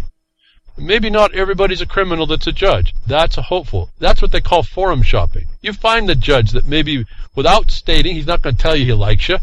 You find the forum that might be more conducive to the raw milk condition, the right to the property, the right to make it. I really don't care whether Canada has property rights or as a tenancy or not. You have a right to be a farmer, which allows you to make the product of the land that you are given right to do by law. In other words, you want an injunction against the harassment to produce natural substances from the land from which you had right to do so. Is the way you use this stuff to go against government itself. The federal government will say you don't have a right to sue them. You have to find the statute that allows you to do, for those of you that want to try the federal side. So I'm going through my tabs. I did move some along. I'm just going to read them out to you here so we get them past the processing to distortion. There's some information about what happened with Ammon Bundy. Excuse me for being out of turn here, but they talked about, for those of you who hadn't heard, also that when they got the body of Lavoy Finicum, and I haven't heard anything evidence to the contrary now after it's filtered through the family a bit, not only was he not shot just 3 times and not just 3 rounds were fired, but they found that they could not have an open casket funeral, which was yesterday, I understand, or day before, I think on the 5th, and day before. And he had 9 gunshot wounds. This is the kind of vicious animals you're dealing with as well. That's the reality. So just to let you know that that's what's going on. And I know what I just did. I had a problem. Again, I'm having a little trouble with my computer, and it's jumping all over the place with the Windows manager that it has somehow, for some reason, decided it's not going to work real good. And it just went into a little bit of a mode. Let me see if I can get back up to where I was. That's why it looked like I jumped around. But anyway, I forgot to talk about the nine rounds. Simply in an issue where a man had his hands up, you understand, as I think I said last week, he could still have had a gun, and they didn't have the right to shoot him because the Second Amendment says he has the right to bear the arm. It's not that he bears the arm. It's that he would be using it to threaten them. And so they can say that they were feared for their life, but they set that all up. So there's a really big deal problem going around with all this. It needs to be called out. You can start to do some of that yourself. And so because my tabs are kind of messed up and I have a hard time maneuvering them right now, let me do something else I was really supposed to talk about at the time I talked about Assad. And actually now it's the time, I guess, to talk about it as well. When I'm talking about us stepping up, the mirror of the Middle East is the mirror for us. That we are, the people are the power. And that's where I wanted to go. That's why I'm not out of turn. I'm just missing, with all the problems, it starts to take your attention. So where I wanted to go with it a little bit, now that we see that the government's just abjectly corrupt, liars, lawless, where does it reside? Don't despair. One emailer, I'm with you. Despair. You want to look around, it's like over. The resolution here is in us. It's in we the people, no matter where it is. And here's a proof. These people don't even have to have a Declaration of Independence to know it. Help or step aside. Turkish people called to save people trapped in Cizre. People are calling for the Turkish government to either help or get out the way. And that, to me, was the inspiration. People don't need a Declaration of Independence to say that they have the right. It's an internationally long-term known thing. In other words, it's also saying that people allow what they suffer. Suffer means to continue with an obligation that's not right. You agree. When you suffer, you agree. Otherwise, you threw it off, or you are no longer suffering because you have established the consequence that either is in victory or death. But to suffer means to go ahead and agree. You're walking with that ring in your nose. And I guess that when I say that, please, when I say these things, they're really definite statements. Pull the ring out, folks. Don't let them have a place to tie that. It requires that you do definite, certain things. Take action responsibility. You can't leave a place of vulnerability to yourself. A group of 132,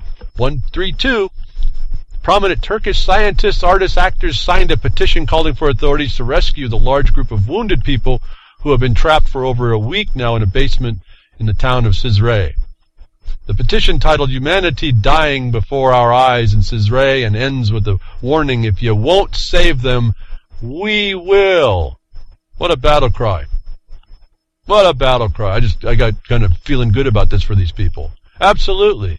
We will. Not the we that has the future we want. No, we the people.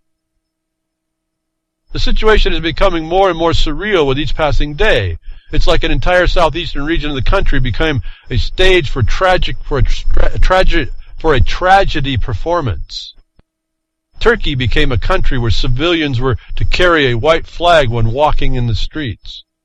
And that's what he says, but civilians is the military perspective for you, or it's talking about attorneys.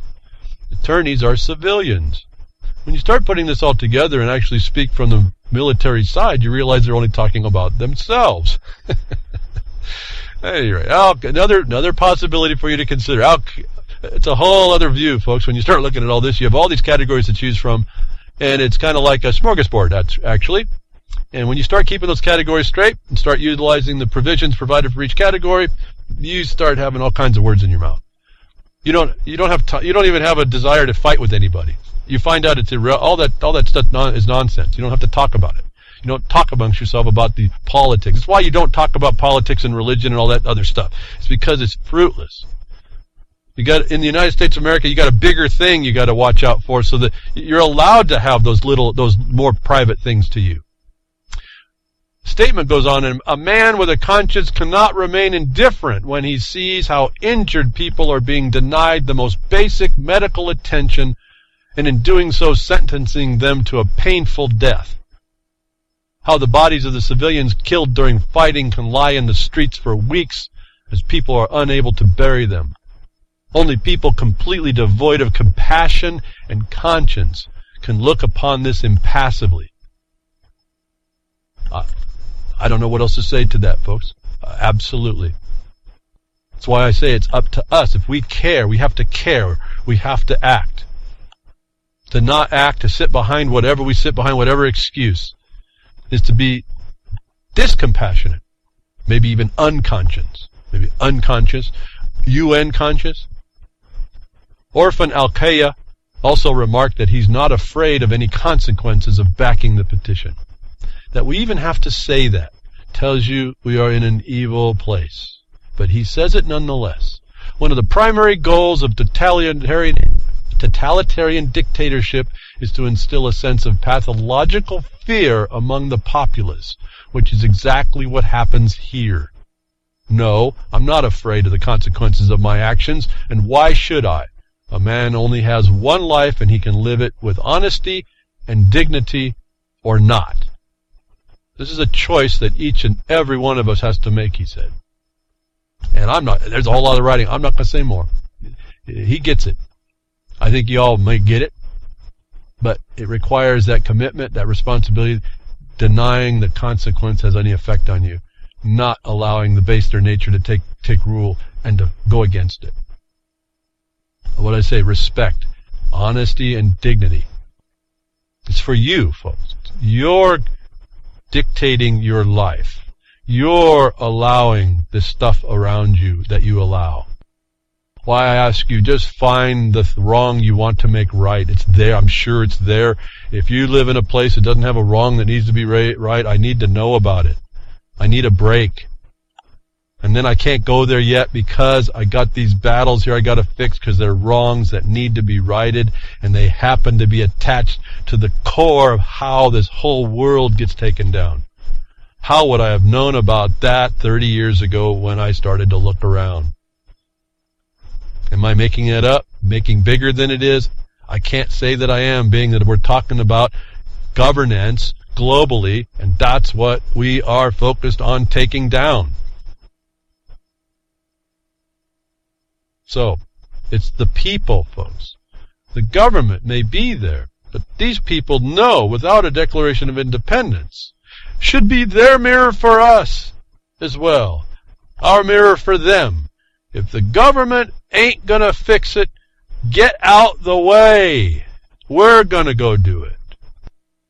I'm asking us to consider that in the United States. Well, everywhere, actually, but for us in the United States, when I'm telling you I see a group of people with signboards talking to one man that they're asking to resign, and he just says no.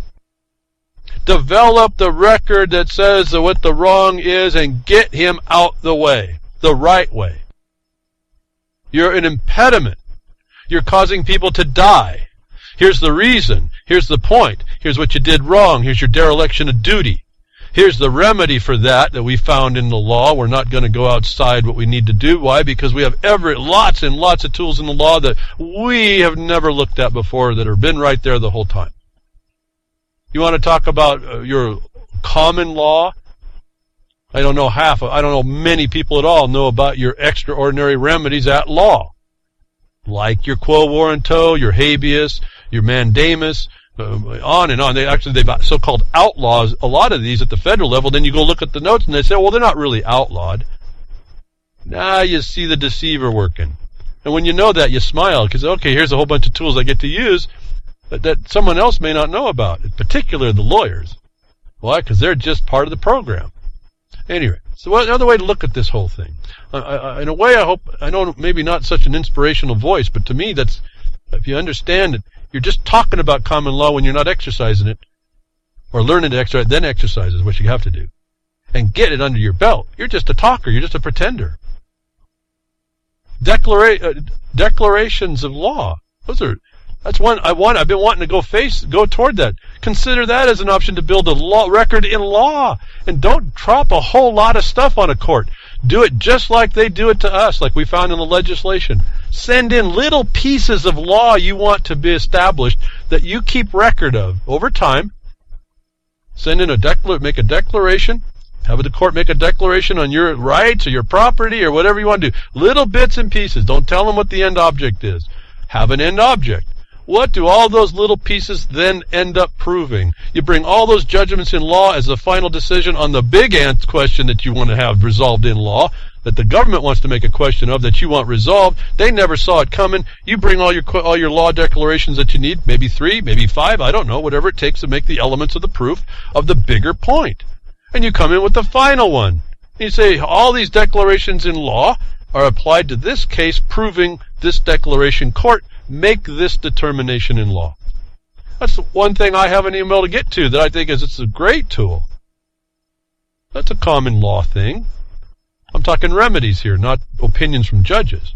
We are not exercising our own condition. We, the people, are not stepping up. I'm saying that, I guess, with the mind. The Second Amendment and the arms are just irrelevant to us today, to what we can do and have available yet. Remember, in these so-called civil societies, you're required to exhaust every other remedy than violence, even in defense, because they've created that to be an opinion in the future that you don't quite see coming yet. It's what I was trying to tell in Ammon when I said convert your constitutional issue, which is really a question for someone else to decide, into the statutes where they have agreed is constitutional that they're violating. You remove the constitutional question, you remove their ability to make the decision that that's not illegal, you have to you force upon them the legality of the thing they were supposed to do that they didn't. They're stuck. Is there another way to answer around it? There might be, but I haven't seen it yet. It's going to take somebody smarter than I've seen come after this to stop us. I know I'm talking fast again, but it's just so clear to me. Going back to the deceptions, understand again the reality. The false flags are just a conspiracy theory. Admitted fact. There's these conspiracy theories on and on and on, folks. These lies that get you to believe something. These lies that allow you to buy in. They want this UN governance is buy-in. Understand the terminology. They get you to buy in to what they're selling, and it's tainted goods. We have to identify the tainted goods. I thought this was a very important issue to find all the false flags that were deemed to be conspiracy theories are admitted fact, is your point. Admitted by the system. Use their words against them. You do that for yourself now to understand that these governments will use any tool they need to keep control, keep that ring that you think you need in your nose there so they can keep tying their rope to you. Keep you pinned down. It's all here to see. But it falls apart. The false flags are just the tip of the iceberg of what can happen when lawlessness comes. There's no accountability, which is what I'm asking us, we the people, to start imposing, is accountability. This is I think my focus anymore. Like I told the sheriff and the commissioner, they asked me, well, what do you think the solution is here?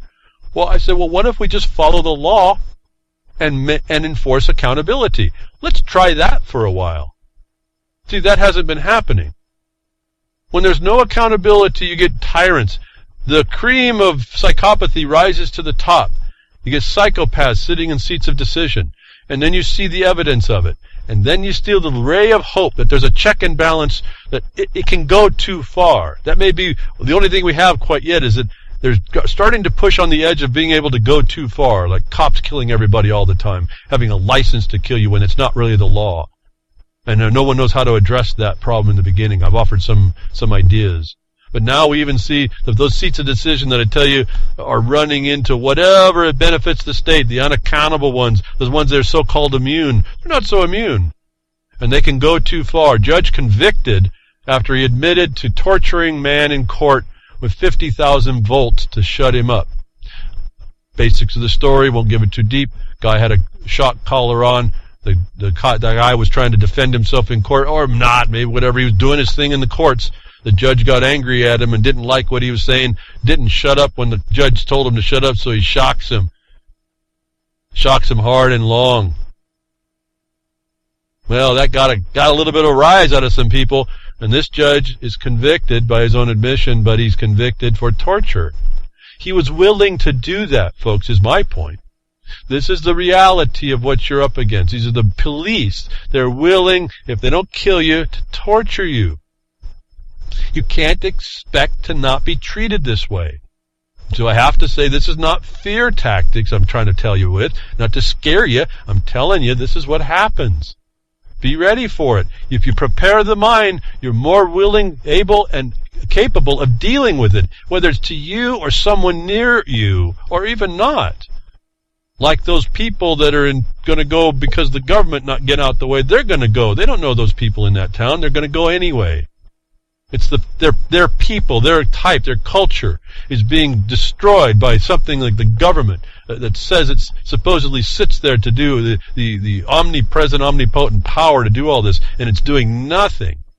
It becomes the vessel of the corruption, and everybody knows it is, and we'll talk about it and kind of let run. At some point, they reach beyond reality, beyond what's even acceptable. How much integrity do you want destroyed in you by these people? Well, you read the story on this one, you'll see that a judge can be gotten when they step out of line. I tell you, this is an extreme form. The judges can be had. You want to find out how that happened, you need to be able to develop the facts in a case by record, create the writings that create the facts that allow you to produce the elements in fact platform for anything that these guys are stepping out of line on, and you can get them too. They aren't immune. You just have to pull them out of any idea of lawful duty. Got to pull them out of their discretion. You got to show that they're inventing discretion that doesn't exist. In fact, that's just happened in another issue that another miner has. They're inventing. They make a gray area expansion on what their discretion is. Did I just say too much there for folks? I don't want to sound insultive, but these are the techniques they use. They create a gray area that they use to expand the discretion that they need to show to protect them. And they win. And your job is to show that that was an improper use, that the gray area doesn't exist. First of all, by showing the objective basis they ought to have relied upon, and then you show how they used it to expand their discretion, to evade, not avoid, evade their duty, their obligations, the law, whatever. And then to harm you. 3 elements that on every charge on complaint, I just laid it out for you right there, that you have to develop in a record. It's easy, kind of easy to do. It's either, I'm not saying it's easy to do to get the crime. It may be there, it may not be there, but your evidence will show that. However slippery eel they might be. There is a check and balance. It's going to be hard to get through with the corruption and the reflexive condition of our society. But it's our people have to now understand the root foundations of where we came from and come from there to defeat this veneer of color of authority, which I keep telling you in most. I look around, coming to take your stuff and your remedies, your interests and your affairs, take them over by color of authority is a felony. It's a theft by extortion against the property, and then you have the corollary to your private rights and property, privately to you. That's conversion. It's also a felony. You find that reflected as well up in 18 USC 241 and 242. You see it also in your civil rights statutes, probably around 1942 USC 1985. If I'm wrong, fix the numbers, go find it. Title 42, 1980. There's a whole bunch of statutes in there. It could be 83, 84, 85, 86. I think it's 85 you're looking for. They're called civil rights there. Don't get choked up by that. We avoid those, but just look and see that the terminology is really consistent with theft by extortion. Even though I've told you your civil rights is that they have the right to extort against you, and the extortion is that wrongful imposition of the extortion is okay, you have to figure that one out. So I guess I'm telling you, there's a lot to look at here, but you can. It's not that hard when you actually get into it. You can start seeing how this algorithm of justice works, and you can literally untie that Gordian knot, because maybe it really wasn't. In the Illuminati eye. Most top officials in Texas town arrested by feds for corruption. It's good to know that they're working against corruption in Texas because they're attacking the innocent around Jefferson Mining District. But nonetheless, these people are not immune, folks. They can be had if you have the evidence. Almost every top official in remote South Texas City was arrested Thursday under a detailed federal indictment that accuses them of taking bribes from contractors and sending city workers to help an illegal gambling operator named Mr. T. So, they're talking corruption here. However, look very carefully, corruption is not limited to the taking of a bribe. And if you can work that up, and you understand what that point is, you give yourself another option to go after people that are not quite so lily white and causing trouble. The point is, you put a case together with these elements of accountability, and you make yourself the responsible party, and you I wouldn't say disregard the consequence that it might happen, or the consequences. Protect against those, understand them, but be willing to pay the consequence of the criminal attacking you for outing the criminal. Do so in a way that's metered and planned. One of the ways you might try to get it on the record, and I do this in just about everything when I see the official turning bad, is to put a retaliation clause or paragraph in announcing that the potential for retaliation appears probable. You find a reference on how that could happen, even if it's some other example somewhere else, and you tell them, don't retaliate because I am attempting to bring accountability. What that does is nothing on its face, except for that you then put them on notice that you knew and they know they're not supposed to, that it was possible. And then when it happens, they can retaliate. But that does is nothing on its face, except for that you then put them on notice that you knew and they know they're not supposed to, that it was possible. And then when it happens, they can retaliate. whether you're alive or not, someone else may pick up that ball and say, here, they told you this was going to happen. They told you that you were going to do this. This is just more pressure. When a soldier falls, someone has to pick up the flag. When the flag carrier falls, someone has to be there to pick up that flag and keep carrying it. American cops now being sent to Scotland to learn how to stop killing people should bother you. Again, just reading the headlines. But I'll go into it. Scottish police teach U.S. cops not to shoot. Folks, if you didn't know it, if I haven't been telling you all these years, here it is. If you didn't understand they're being trained by the Israeli military force and the police, but go through that training, I've talked about all this stuff in the different programs we've seen throughout the big cities. Everyone comes together with all their military hardware to learn how to shoot you in the head instead of just to knock you down maybe by a body cavity shot outside of an organ. No, they used to do that. They don't do that anymore. Now they just shoot all the bystanders and let the criminal run away, as we find in New York. However, American cops are being shown Scottish policing tactics to avoid shooting violent suspects. They learn how to do this, how to de-escalate. It's how to bring peace, how to disarm and arrest people peacefully, despite the violence that someone who's subject to arrest might perform. Why did they have to be going to Scotland, folks? You don't think the walls are breaking down of this country. We've lost our way. We've lost our way. If you see that, you should be going down I was telling you about doing the policing policy. Go to your state board and say your certification's faulty. You have to send everybody to Scotland or hire one of them and bring them over to us because you're not training them enough not to kill us. Look what you did to Lavoy Finicum. Look what you did to Oscar Grant. Look what you did to Lee Cole.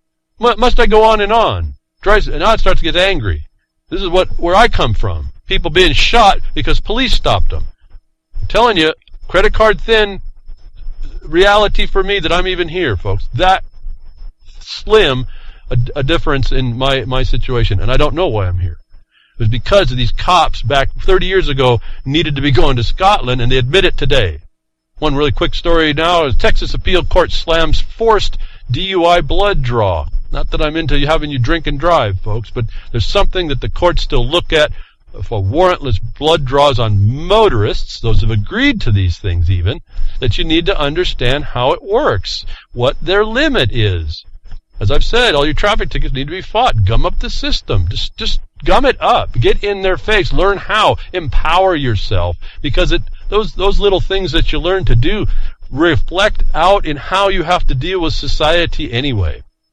But they're on the important things where the system is taking you down, using it to farm you of all your value and wealth and your peace underneath the color of being peaceful, keeping the peace. It's a big fraud.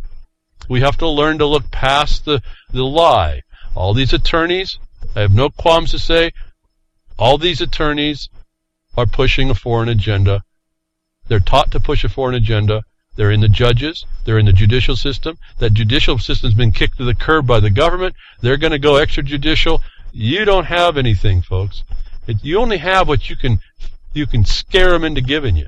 You better know something there. So thank you for tuning in today. I appreciate it.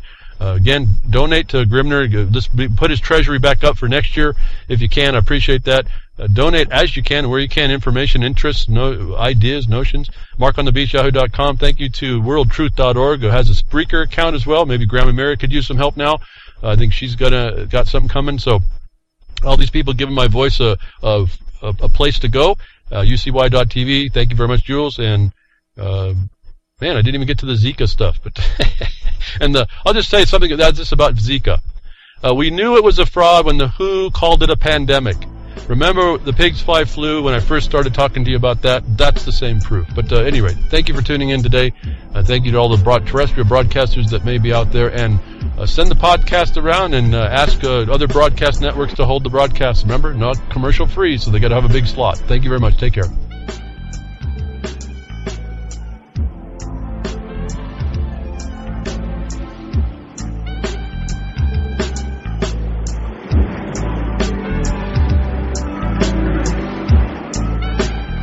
Well, that's another lesson. I hope with today's information you can take it to those that misbehave. From behind the woodshed, leaving his mark on the beast, this is Hal Anthony. Till next time, journey with purpose.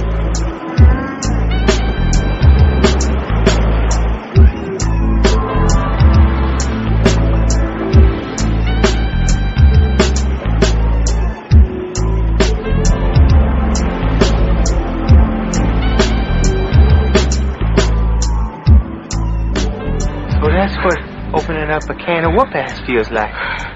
Son, you just opened a whole case of whoop-ass.